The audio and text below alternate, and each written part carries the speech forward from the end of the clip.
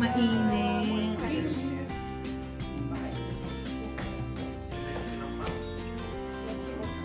Labas ng labas. Kami maglalabas ng anak.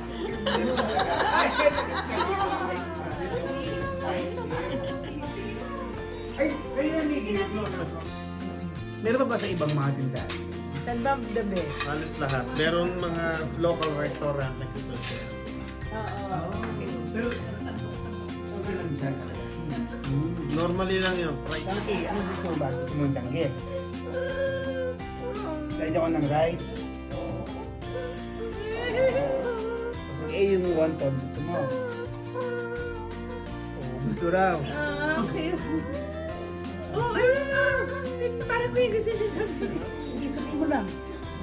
Lapit mo daw yung mukha mo.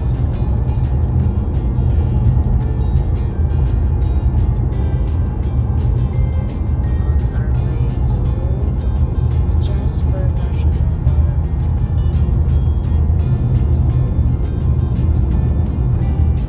No? Suotan na ba tumigil? Oh. Goat.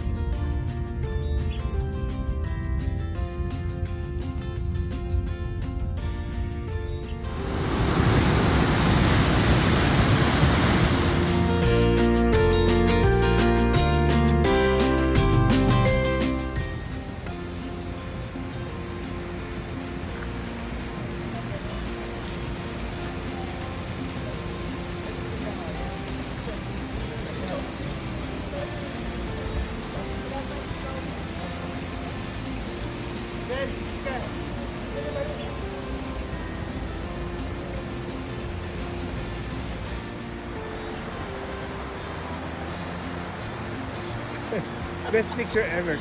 Ah. Pogi. Glass skin. Anong klaseng glass?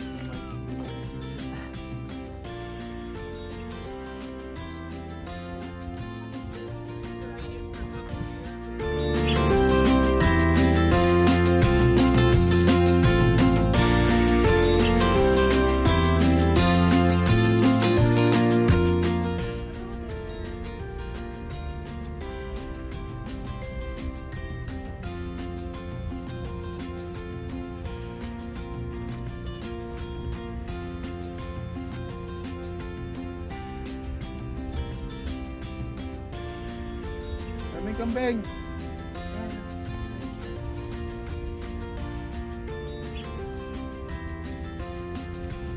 Ayun. Ayun sa natin.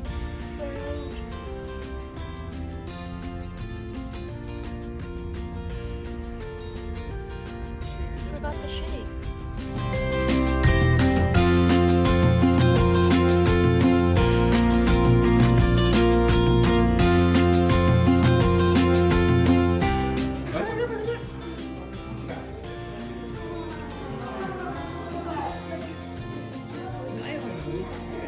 Kuya, nakalimutan.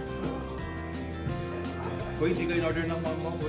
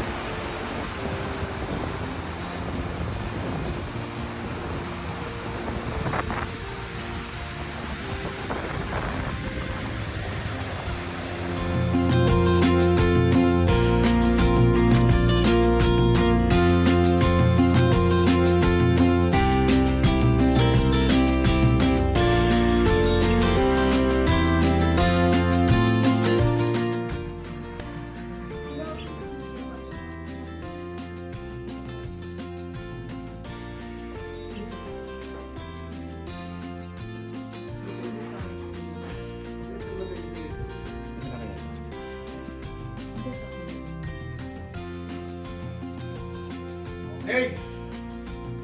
Yan. Uy, may dala akong cards. Ano, dripas? Ami nila ka. Ano, dripas? Ano ko yung laro? Black Magic.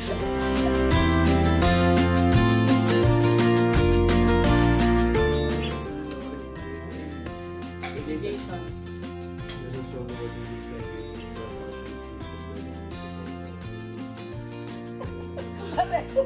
Woo! Napaka-naughty kasi. Kaya pag hinalangin natin ito, Jason.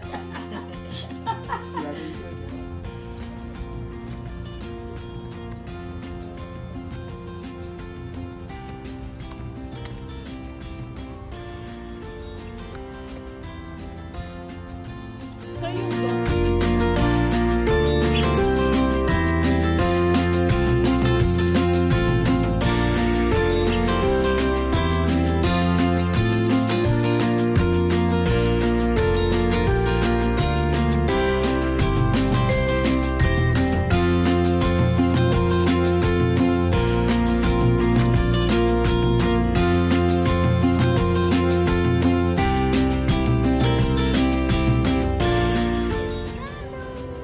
Hindi, maganda. Pwede yung picture me with the... With the duck. Hi, duck! Pwede yung picture me with the... Okay, okay, I will. Wait.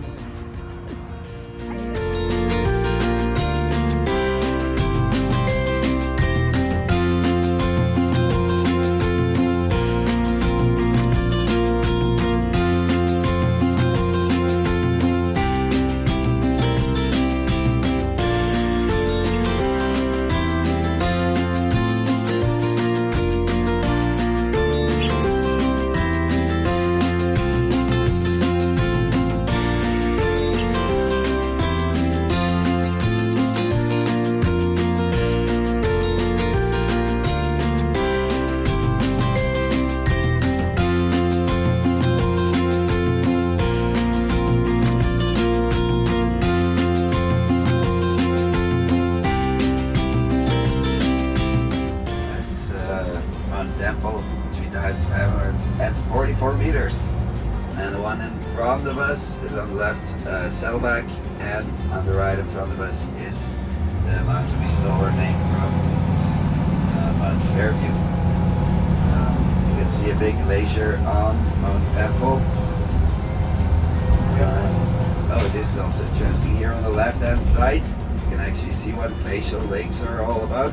You can see on the left-hand side that this river has two colors. See it? Yep. Got a brownish color on the left and the right is green.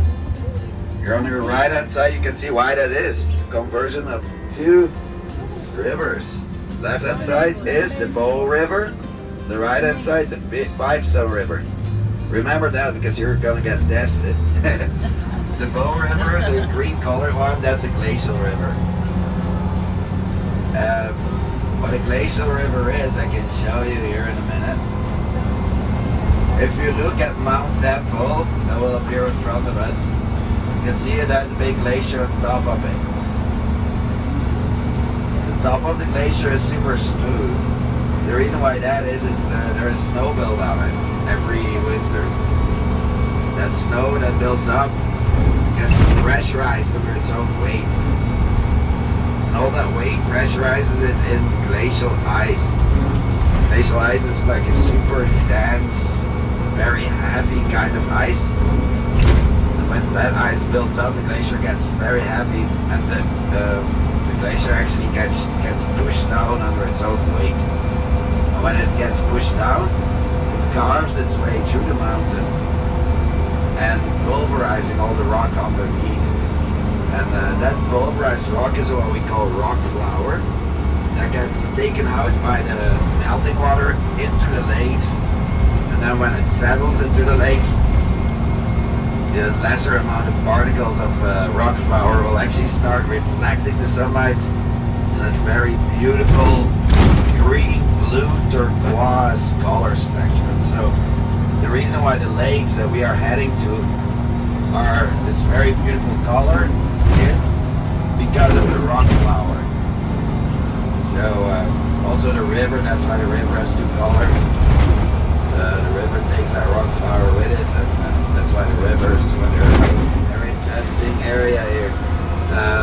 On the left-hand side, you can see the mountain a little bit further ahead with the big glacier on top of it with the 4 peaks. That's Mount Quadra, and the glacier on it is the Quadra Glacier. Just to give you an idea of the dimensions of the area, that glacier, it looks thin, but it's actually up to 200 meters thick. Yeah, it's really massive. And also that mountain, Quadra Mountain, is part of the Continental Divide, and that means that on the other side lays British Columbia. When you climb up that mountain and you pour down a glass of water on top of that mountain, one part of your glass of water will float into the Pacific Ocean, and another part will float into the Atlantic Ocean through the Hudson Bay. And right in front of us, at 11 o'clock in front of us, you can see another glacier hanging in between the mountaintops. That's Bay Glacier. You can see every one of those mountaintops have been carved out by a glacier. It used to be one flat mountain range, and the glaciers literally ate their way through the mountain, forming those mountaintops. So here you can really see how the glaciers actually formed the Canadian Rockies. You'll only see a few glaciers left in between those mountaintops because most of them already melted away. The thing is that the ice that you see here is actually one of the last remnants of the Wisconsin glaciation. The Wisconsin glaciation was the last ice age that happened up to 15,000 years ago. So for the last 15,000 years, that ice has been melted, and now it's been sped up a little bit by the Industrial Revolution because of carbon pollution in the atmosphere. It goes a bit faster now, and scientists predict that they will last another 30 to 40 years. So the lake you see underneath, Moraine Lake, is a fully glacial fed lake, and when the glaciers melt down, also the lake will disappear. So you guys are probably the last generation to witness this lake in existence. You'll also see when you are at the lake that the level of this lake is quite low at this point. That's because we are just at the beginning of the summer, and the ice has not melted yet enough to fill up the lake completely.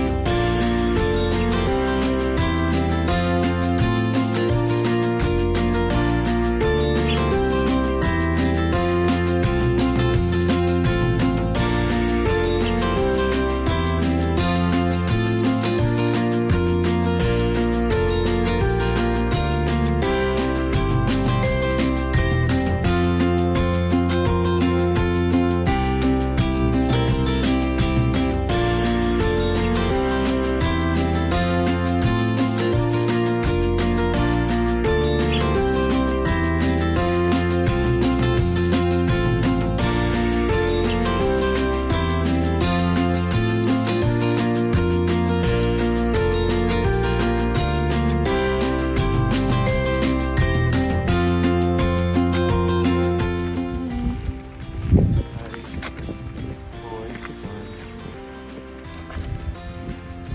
you still there?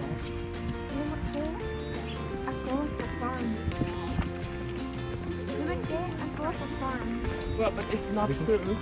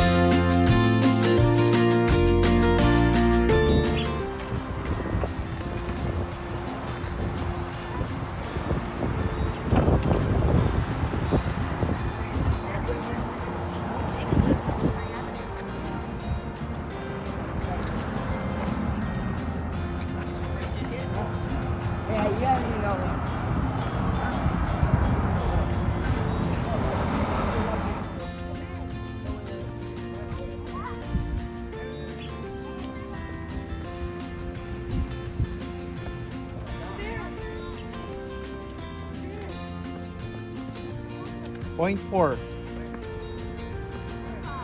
Lapit na. Isang stoplight na lang. Ay, Arisa. Isa.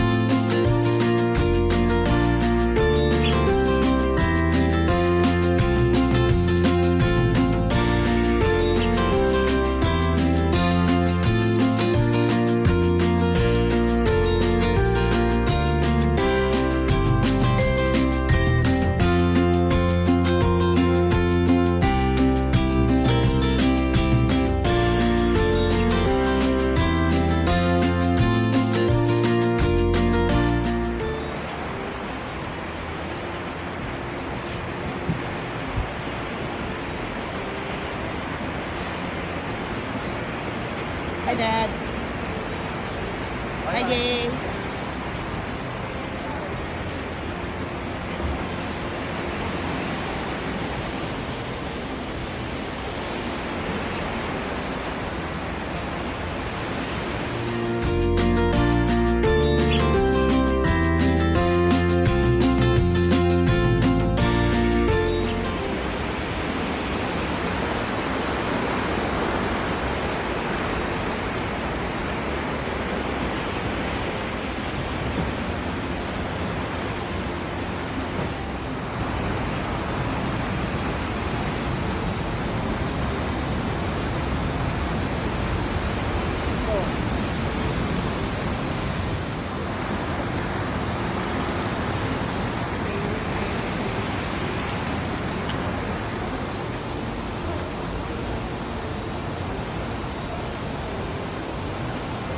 Hi, Dad.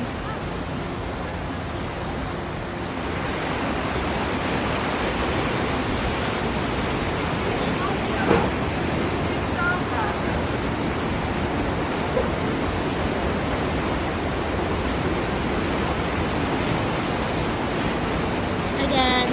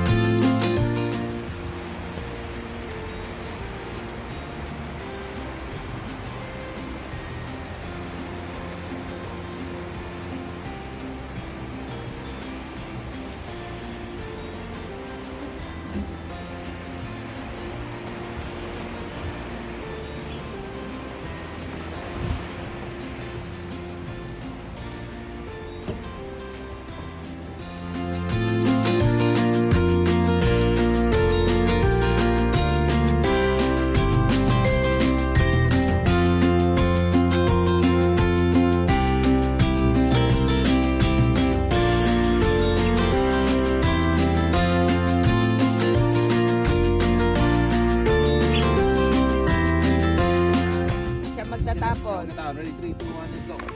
Putragis ka. Ayun! Madaya! Madaya! Madaya! Ready, 3, 2, 1. Video pa siya eh. Naka-video pa.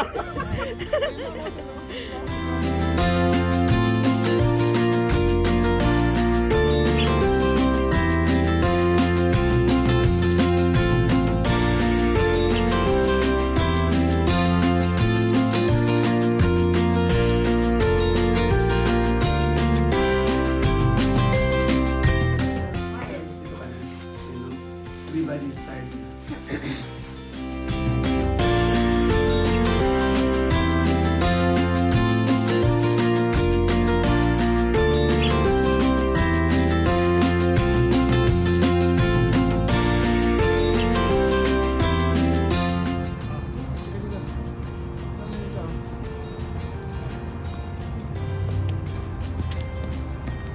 Kuya, mag-ganyan ka rin.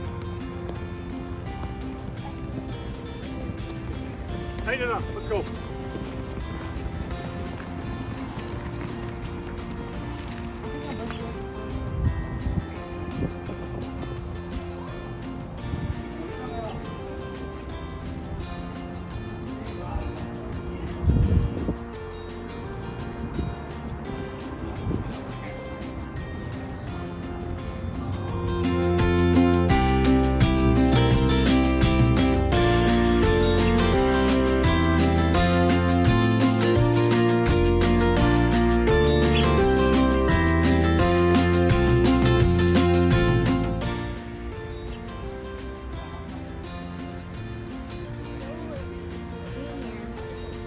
Dance!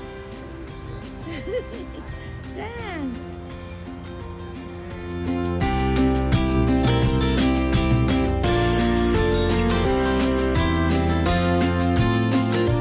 Oh my God. Look at Kuya. One more, one more. Okay, 1, 2, and 3.